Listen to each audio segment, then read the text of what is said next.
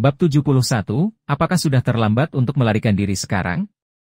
Mereka meninggalkan penginapan dan melaju ke arah timur kota Runan dengan kereta kuda. Di tengah perjalanan, Jiang Aijian menghalangi jalan mereka saat dia memegang pedang di satu tangan sementara tangan lainnya memegang buah pir yang setengah dimakan. Dia bergerak menuju kereta saat dia berkata sambil menyeringai, "Tuan, aku akan ikut." Zhao Shuo memiliki ekspresi bingung di wajahnya saat dia bertanya, "Saudaraku, kita akan menangani penjahat itu. Apakah kamu tidak takut?" "Tentu saja saya takut. Saya merasa seolah-olah saya akan mati karena ketakutan. Namun, karena Tuan ada di sini, tidak ada yang perlu dikhawatirkan," jawab Jiang Aijian. Luyo mengelus janggutnya dan bertanya, "Apakah Anda punya berita?" Jiang Aijian hanya tersenyum. Meskipun dia tidak tahu malu dan licik, dia benar-benar ahli dalam memperoleh informasi. Luyo tidak peduli dengan metode Jiang Aijian untuk mendapatkan informasi selama ada hasilnya. Dia memberi isyarat dengan tangannya agar Jiang Aijian naik ke kapal sebelum memberi isyarat agar kereta kuda melanjutkan perjalanannya. Jiang Aijian menatap lurus ke depan dan berkata dengan nada berbisik, "Seseorang dari istana ada di sini." Setelah mendengar ini, Luyo tetap diam sambil mengelus jenggotnya. Jiang Aijian terus berkata, "Seseorang dari istana adalah dalang di balik insiden di altar suci. Saya yakin mereka tidak puas dengan Anda karena Anda menggagalkan rencana mereka. Namun, kesampingkan basis kultivasi Anda yang dalam, saya tidak berpikir mereka akan menyerang biksu senior Buddha tidak peduli betapa tidak senangnya mereka." Luyo mengangguk. Kereta kuda itu bergetar saat menambah kecepatan. Jiang Aijian melihat ke jalan di depan dan berkata, "Penjahat keempat paviliun langit jahat, Ming Xin, mengembangkan teknik jantung Blue World.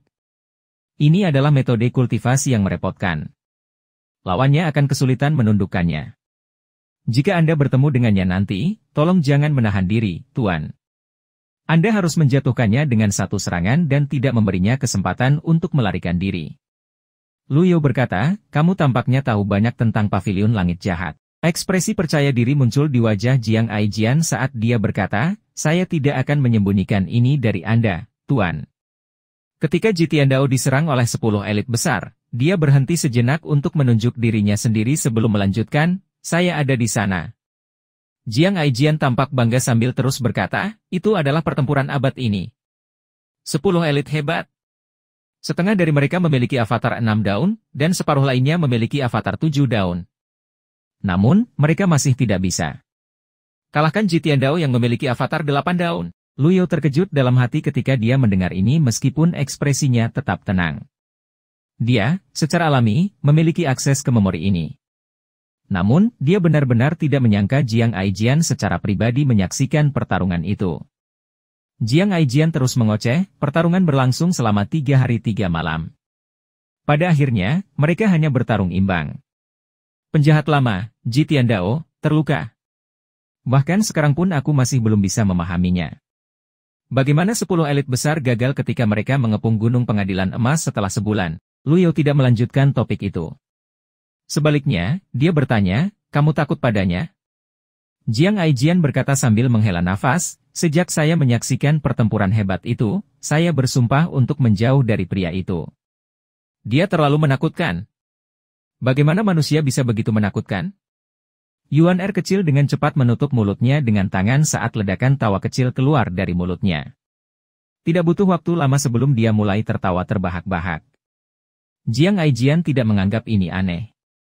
Bagaimanapun, dia sudah terbiasa dengan ejekan gadis muda ini. Dia memutuskan untuk membiarkannya.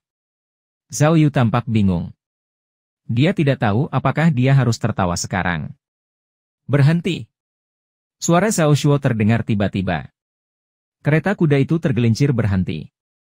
Jiang Aijian melompat dari kereta kuda. Dia kaget saat melihat pemandangan kacau di hadapannya dan kepala yang digantung di gerbang kota. Dia berseru, "Betapa kejamnya!"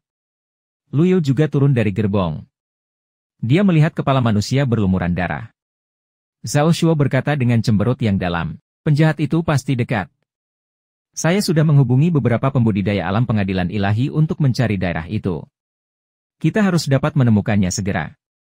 Luyo berkata, "Yang mati adalah perampok berkuda. Itu tidak penting, Zhao Shuo berkata dengan jujur, aku akan melakukan apa saja untuk menangkap penjahat itu.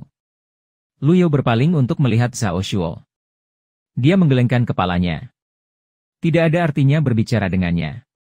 Tawa mengejek dan gila tiba-tiba bergema di udara. Kalian pikir kalian akan bisa menangkapku? Bermimpilah terus, penjahat Evil Sky Pavilion ada di sini. Aku pergi. Jiang Aijian berbalik dan baru saja akan lari ketika Lu Yao meraih lengannya. Jangan takut. Aku tidak takut, Jiang Aijian menggaruk kepalanya. Beberapa sosok melesat melewati atap di udara. Tawa gila terus bergema di udara. Ini penjahatnya. Semua orang melihat ke arah tawa itu. Seorang pria dengan mata aneh dan rambut hitam tergerai yang mengenakan jubah putih melesat ke arah mereka dengan kecepatan tinggi saat dia mengejek dan melontarkan hinaan pada para pembudidaya di sekitarnya. Ayo! Kejar aku! Mata Zhao Shuo melebar karena marah saat dia menghunus pedangnya. Suara mendesing. Zhao Shuo berkata sebelum dia pergi, Tuan, saya akan menyerahkan keselamatan warga Kota Runan di tangan Anda. Lu Yao memandang Ming Xin yang masuk dengan tenang. Matanya mengamati para kultivator yang mengejar Ming Xin juga. Ekspresinya tidak berubah sama sekali. Sejak Lu Yao ada di sini, Jiang Aijian tidak terlalu khawatir. Namun, dia merasa agak aneh karena dia terbiasa mengamati dari jauh saat dia bersembunyi di sudut. Ini adalah pertama kalinya dia mengamati di tempat terbuka. Tawa Ming Xin semakin dekat. Aku mulai bosan. Begitu dia selesai berbicara, dia mempercepat, menempuh jarak beberapa ratus meter hanya dalam sekejap mata. Alam kesengsaraan Divinity baru lahir. Kata-kata Jiang Aijian mengejutkan semua orang. Berdasarkan kecepatan Ming Xin, jelas dia adalah seorang kultivator ranah kesengsaraan Divinity baru lahir. Jiang Aijian menelan ludah. Dia merasa malu. Sebagai elit ranah Naschen Divinity Tribulation tahap awal juga, dia merasa orang-orang dari Evil Sky Pavilion jauh lebih kuat dibandingkan. Saat semua orang melihat Ming Xin yang sedang menyerbu ke arah mereka, Zhao Shuo berteriak, penjahat dari Pavilion Langit Jahat. Mati! Dia menebas pedangnya di udara. Pedangnya diselimuti oleh energi destruktif saat menebas ke arah wajah Ming Xin. Ming Xin tertawa saat dia menepis pedang itu dengan satu tangan. Bang! Pedang itu hancur dalam sekejap. Ming Xin berkata dengan sombong, kamu tidak akan bisa melakukan apapun padaku dengan teknik ini. Tiba-tiba, dia berhenti saat dia bergumam pelan, orang tua itu, terlihat seperti tuan. Zhao Shuo tersandung kembali karena terkejut. Dia pikir dia telah menimbulkan kemarahan penjahat dan sekarang menjadi sasaran. Penjahat ini adalah seseorang yang membunuh tanpa mengedipkan kelopak mata. Dia dengan cepat mundur ke sisi Lu Yao. Lu Yao mengelus jenggotnya dengan tenang. Dia tidak bisa menyalahkan murid-muridnya yang lain jika mereka tidak mengenalinya karena kartu pembalikan telah mengubah penampilannya sedikit. Namun, tidak mungkin Ming Xin tidak bisa mengenalinya. Ming Xin mengerutkan kening saat dia mempelajari Lu Yao. Setelah beberapa saat, ekspresinya berubah drastis. Dia dengan cepat menghilangkan energi di sekitarnya dan turun. Jiang Aijian buru-buru mundur selangkah dan menghunus pedangnya. Ini buruk. Penjahatnya akan turun. Namun, ketika dia melihat Lu Yao, dia bingung dengan betapa tenangnya Lu Yao. Begitu Ming Xin mendarat, dia dengan cepat berlari ke grup. Dia berteriak kegirangan, Tuan. Ketika dia tiba di depan kelompok itu, dia membungkuk sebelum dia mengangkat ujung jubahnya dengan tangan kanannya dan berlutut dengan bunyi gedebuk. Dia berkata dengan hormat, murid ini menghormati guru. Jiang Aijian dan Zhao Shuo bingung. Lu Yao mengelus jenggotnya sebelum melambaikan tangan. Berdiri dan bicara. Ming Xin tersenyum dengan rendah hati. Kesombongannya dari sebelumnya telah benar-benar lenyap. Sebelum Lu Yao bisa mengatakan apapun, dia bertanya dengan hati-hati, Guru, bukankah kita setuju untuk bertemu di Like the Clouds Inn? Apa yang membawamu ke sini? Mata Zhao Shuo melebar dalam pemahaman saat dia dengan cepat mundur ke samping. Dia tergagap, kamu.